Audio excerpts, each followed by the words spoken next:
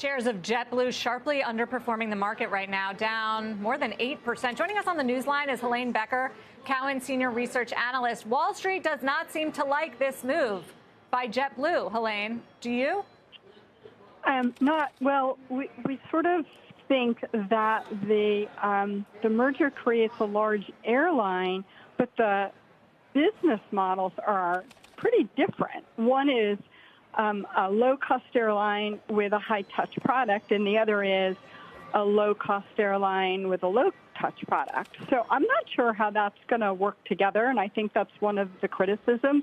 And the other is they're both very big in South Florida, much bigger together than Frontier and Spirit would be. So that's another concern, because I think regulators will look at that and wonder about the competitive situation in that market, which admittedly is quite competitive.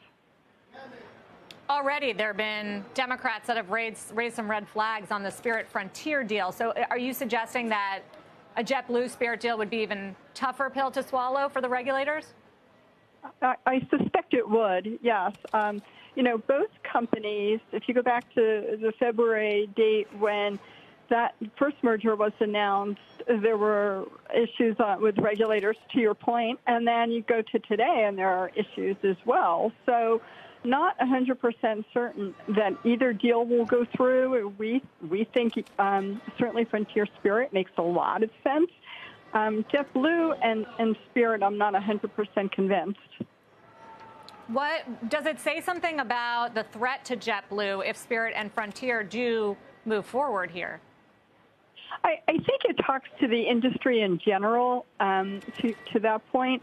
So you have four airlines that are, with the pandemic and the cut in capacity, are probably closer to 75% of capacity in the U.S. And then you have a whole group of other airlines that represent the other 25%.